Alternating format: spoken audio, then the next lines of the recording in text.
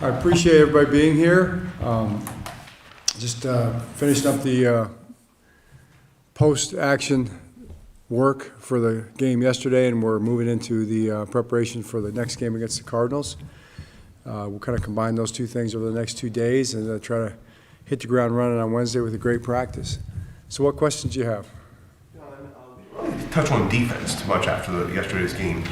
Why is this defense, it's just like every week has been so consistently strong this year? Well, we're doing a good job playing hard. Guys have been physical up front. I think we've done a pretty good job in terms of the tackle run game consistently. We've controlled the perimeter stuff generally. There's been some plays here and there, some screens. They hit some screens yesterday. They got some yards. We've kept the ball in the run game pretty much inside lately. The last couple of weeks, nothing's really bounced around us. That's big. I think we've kept the ball in front of us. Deep stuff has been in front of us. There hasn't been too much deep there up till now, so we've got to continue to keep building on that and keep looking for that. People are going to look for opportunities to get shots and big plays against us, so got to keep doing those kind of things. So generally good, sound, hard-playing defense. I think our guys are doing a good job with that. Played first time in about a month, and just being able to add him to the group of outside linebackers that's already playing at a high level. Yeah, no, exactly right. He'd add him in there. He's a guy that was chomping at the bit, to be right and be healthy. Came back, played hard, got a sack, was good against the run. Just another good player, really good player. Obviously, you want to be full strength. We've got some other guys, that are working their way back as well. So always pulling for those guys to get back and be healthy and be ready to go. Had a really good season so far, 5.5 sacks, kind of on pace for a career year. What have you seen in his evolution this year that's, to take that next step and kind of continue the progression? What's he doing differently, I guess, from that standpoint? Well, I think he's continued to grow ever since he's been here. He's always had, a lot of upside for sure. You would see the kind of dominant plays here and there, and he's probably I think he's just made more of those. He's more consistent, making more, dominant type plays, whether it's run or pass, more explosive, more consistent with his technique, all those kind of things that you would expect as a player would grow and get better. Who works as hard as he does consistently, you'd expect his play to be more consistent. I think that's what's happened. John, you see fans talking more and more now about him and Patrick Queen just sort of bumping up their market value week by week. Do you just sort of look at that as a good problem to have for the short term at least? Yeah, I'm not really thinking about guys' contracts right now. I'm thinking about the next game. John, the decision to go ahead and take the opening kickoff, how much do you think that ignited the offense, and how often have you done that? We've done it from time to time. We've had a game or two where we planned on doing it this year and we didn't win the toss. The wind games are a lot of times the wind games when you feel like you're going to want the win in the fourth quarter in a close game. That's something that we've taken into consideration. But probably the added effect in this game was that we started off so hot on offense. The fact that we were able to take the ball down the field the way we did, was just and we were into the win. So that was a big plus for us. I thought that was kind of made it an irrelevant point. You may have noticed in the third quarter we chose to take the win in the third quarter. Instead of waiting to the fourth quarter, we figured we'd want the win and see if we could extend the lead at that point. John, you guys had 8 passes, I think 20 yards or more yesterday. How have you seen the deeper passing game evolve sort of this season? Well, yeah, a lot of that stuff really came open a little more. We had some good little ideas there as far as scheme-wise, but if you run the ball well, we had really good protection, so it gave us time to let some of those routes unfold. Some other games when we had some of those things called, it didn't quite have as much time. All those things kind of go together, and that's what you have to get the ball downfield. Coach, kind of going along with that with Lamar, especially thinking about that touchdown to Nelson Aguilar, the patience and poise that he's shown, and especially in this last game, what can you say about that? Yeah, he really does have good pocket presence. He's got a good feel in the pocket. He always has. Sometimes it's almost too much. Sometimes he'll really hold on to that ball, and I think he trusts his guys, his linemen, to hold on for him. He's protecting the ball well in there for the most part, in terms of there's a balance between you want to protect the ball, number one, no doubt about it, but you also want to extend plays and give guys a chance to get open. And then the ability to move, Lamar's obviously great at moving, and then also I think sensing people around him even outside the pocket, and then seeing the receivers downfield. That combination probably showed up yesterday as much as it ever has in terms of the playmaking. John, you talked about how locked in the guys were in practice all week. Did you expect them to come out firing the way that they did pretty much for all 4 quarters yesterday? Yeah, I mean, you always kind of do, and you're kind of disappointed when it doesn't happen, and when you practice the way you have. It hasn't just been 1 week of practice. I mean, they've been practicing that way pretty much all along. We haven't really had any practices where I always felt like, hey, this was not a good practice. Sometimes you gotta crack the whip a little bit, but with these guys, not really. It hasn't really been that way. They've kind of come out every practice and been ready to go. So just got to keep building on that and getting better. Every practice should get better as the season goes on because you're better as a team. If you're locked in and focused, it should continue to improve and build on itself. Played a lot of snaps, led the team tackles, had the sack. Just what are you seeing from him? Very productive game by Arthur, no question about it, Ryan. I mean, he was all over the field. I felt like even I told him this. I said, dude, you're getting a little gassed at the end because, he's playing special teams too. And he really was in on a lot of plays, run and pass, blitz, got a sack. So he was really productive, great to see. I think he's really fitting in well with the defense. John, we saw Lamar's little moment of frustration yesterday after the exchange with Justice, and they've had a couple of those this year. Has it been a different problem with each one, or is there a consistent thing they need to work on? Or? It's been a different problem with each one, and it is a thing they need to work on, yeah. And that's, you continue to do that. And we have a ball-handling offense. We have a lot of ball handling in our offense, more than most teams, so it probably is going to show up a little more than other teams. But that just means we have to be that much better at it, and that much more aware of it. We want perfection in that area. That's why he was so upset. We all were, I was just as upset because that's not something that we want to have. We want to be perfect in that area. John, As the season goes on and changes have to happen, right? We brought in Arthur Millette, we brought in Kyle Van Noy, A.A. Clown, and people that were not in the picture in July. Who should get the most credit for bringing those players in? Is it Eric? Is it staff down? I mean, who's doing the dirty work to make those players, get those players in here? It's a team effort, Bo. It's always a team effort. Everybody deserves credit. Everybody deserves blame.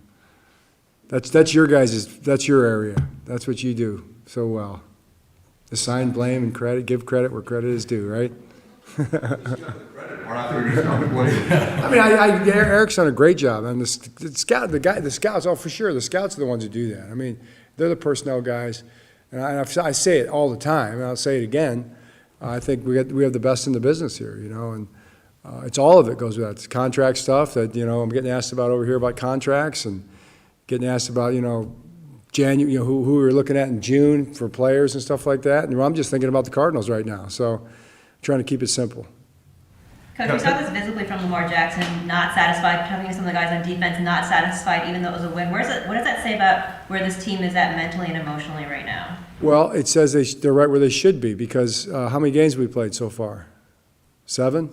All right, so that means we got, 10 more in the regular season? So we got a lot of work to do. John, on the Zay, 2 things on Zay Flowers. What did you guys see that allowed him to be so open on that first series yesterday? It's just a function of you just never know what's going to happen. You never know who's going to be open. There's certain things that happen on each play. If we had the tape, we could probably go through it, on each play and look at it and see why it may have happened, what coverage it was. Different things happen in different plays. And then secondly, just how would you describe his, he's had, I think he's got 7 straight games of at least 50 yards each game. The only other guy to do that is Jamar Chase since 1970. How would you describe his grasp of the offense for a guy who's, 7 games into his career? Right. Well, I would say for 7 games in, yeah, to your point, it's probably as good as it could be. He's really diligent. He's very smart. And yet, he's not anywhere near where he's going to be, in terms of understanding the offense. I mean, he's still learning, He's still figuring out where to line up. You saw it yesterday a few times. He's still learning the nuances of the routes. Greg does a great job with him. Greg Lewis and Keith Williams both do a great job with those guys, with all that. But he's doing great, but, he's going to get a lot better, and he needs to get better. And I promise you, he's very determined to keep getting better. He's not thinking about that kind of a stat, which is very cool, but right now he's just thinking about the Cardinals. I know Ronnie Stanley mentioned he channels inner Marshall Yonda driving that block through the end zone yesterday, and you praised the offensive line after the game. When you watch the tape of the game again, what most impressed you about that group? I thought the pass protection, that was a really good pass rushing group, Bo. They a very physical group that was going to try to, basically it's a knockback pass rush, try to constrict the pocket by closing the pocket on the quarterback. They had done it against everybody. They had played really well, and they really weren't able to do it nearly as much with our offensive line. So that was a big plus for us.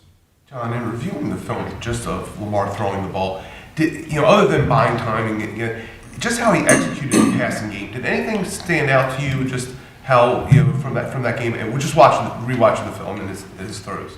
Yeah, I mean, it all stood out. It's just a combination of things. It was the pass protection. That was a big part of it. I thought the guys ran routes super fast. I mean, when you look at the route running, you'll say, okay, someone came open like maybe Zay or Odell or Bate came open on a crossing route, right? Well, usually a lot of those times, I mean, I remember Zay running a post out of there, or Zay running a post and Mark running a rail.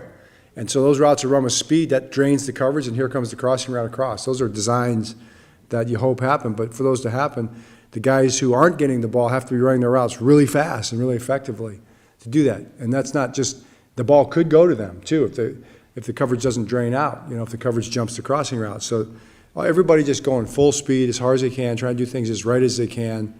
Every play, I think, just kind of adds up over time, and then guys hopefully get open, and then the protection needs to hold up, and then Lamar needs to see it. One time he came all the way back, and he hit Bate to the right on a deep end stop route. It was the fifth read in the progression. He had time to do it. B, he had the wherewithal, the understanding that he's good enough to get to his fifth read. That's pretty great. In terms of Lamar's passing, there was a couple times where it looked like he was going to run, and then kind of flip the ball up. I think the one to Gus was that way, and Odell was another one.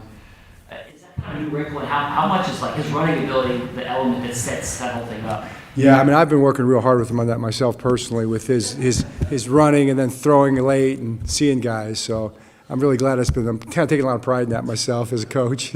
That's just Lamar. That's Lamar. Being Lamar, I think it's some of his innate talent. How he sees the game is pretty special. John, did you get any resolution on Tyus Bowser after last week, which I guess was the week he was talking to doctors? Yeah, no resolution yet. No resolution yet. Can I finish with another injury question? I'd rather you didn't, but... Was Keaton Mitchell the only guy to get banged up yesterday, and was that a severe hamstring, or? Right. Yes, he was, and it's not a severe hamstring. It'll be week to week. Could outside chance for this week, more possible for next week. John, your players almost unanimously expressed that they were unhappy with parts of their performance and their pursuit of perfection. When you look at the tape, what areas can you kind of point to more specifically for fans that you saw that you're wanting to work on and looking forward to working into this week? Yeah, I mean, we got the list is there. It really doesn't need to be publicized. We're working on stuff. It's football stuff. And everybody kind of has their thing too. There's big picture stuff. I've got probably two really big ones that I'm thinking about right now, one on each side of the ball. And then with that, there's kind of a filtering of things all the way across the board. It really is something that it's just part of the process every week, though. And the fact that our guys are bought into that and conscious of that, on a day-to-day basis, really makes me feel like they have a chance to really be successful. When you have a group of guys, players, people that think that way, then they're thinking growth mindset. They're thinking that way in terms of we can get better, I need to get better. Embracing the imperfections, so to speak, that's a good thing. John, you've gotten to coach Lamar for a couple of years now. I know you probably handle nothing surprises you when you watch him out there, but thinking back to that touchdown pass to Nelson Aguilar where that play felt like it's going on forever, what are your emotions during that play? Same as yours, probably. I mean, all the fans, I can't believe it got flushed out of the pocket. Why wasn't the first route open? Or maybe the route wasn't run the right way somewhere, and I'm mad. And then I'm thinking, well, Lamar's getting away, and I'm thinking, find somebody get open. Then the ball goes up as a touchdown, and I scream for joy. Inside. I don't want anybody to see that. But it's the same. I will say this: in the red zone, especially, everywhere, defensive perspective, the extended play is real. It's something you have to actually prepare to stop. And the teams that do it better are the teams that are tougher to defend. So the ability to defend those are big, but the ability to extend plays and make plays after the first play doesn't quite work the way you want it to is a massive part of football. So that's what happened on that play. It was the extended play. Lamar and Nelson did a great job with it. So that's what you really, that's part of the, it's part of the planned, unplanned offense, okay? So it's planned to be unplanned sometimes, and then you hope your guys can make the most of it. John, now that we're finished with all the London questions, now you're going out the other way, out to Arizona.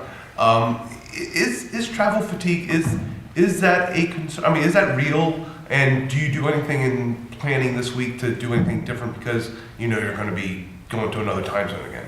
Right. It's all state of mind, Jameson. It's all state of mind, you know. It's real if you make it real, you know. But we're going to go out there on Friday, like we always do, on those West Coast trips, and our guys will be ready to roll Sunday. How about getting them amped up to play a team that is just one win on the year? Yeah, I shouldn't have to. I mean, all you got to do is watch the tape and you see how physical they are, how tough they are, how competitive they are for a team. And if we haven't learned that if we have anybody in our team that doesn't understand how the NFL works, I'd be really disappointed, you know. That's something that would really be a disappointment. And I don't think I'm going to be disappointed that way. John, I think you guys may lead the league in sacks. What do you see been the improvement for you guys to get to that goal there? And have you been surprised with the play of Kyle Van Noy? Right. All good questions. Kyle Van Noy, not surprised. Seen it for so many years. Impressed. You know, you be a little older and they start saying you can't do it anymore. And Kyle does take that personally, by the way. You know, and it's probably part of what fuels him. The same thing with J.D. Clowney. You know, to see those guys do that is really cool. But then you've got the young guys who, you know, people are questioning whether they, you know, can play, you know, and they've got something to prove. So I always appreciate players and coaches that feel like they have something to prove. And it all goes hand in hand in terms of the sacks. I mean, you know, coverage is part of that. Opportunity is part of that, you know. Sometimes, you know, offense helps. Offense gets the lead, forces them to throw the ball more, and you get more opportunities. All those things kind of go together. Hey, John, yesterday after the game, you said that kind of win creates a vision of what your team can be. How important is it going forward for, you know, coaches to talk about yesterday's game or players to draw on yesterday's game, knowing how successful they can be on a single game basis, you know, going forward? Right. Well, it is important because, you know, success does breed success. And when confidence is kind of like real confidence is based on having proven to yourself that you can actually do it. It's one thing to believe in yourself and know that the potential is there. It's another thing to get out there and, you know, sink a shot and know that you can, you know. And, you know, if you've ever been on the free throw line, you know, with the game on the line, like in 6th, 7th, 8th grade, whatever, you know, and you had to make a shot, I mean, you know, when you make it, you feel a little bit better about yourself, don't you? You know you can, because you did. So that kind of is true for everything, and it's even true for NFL players at the highest level. All right. All right, great, thanks.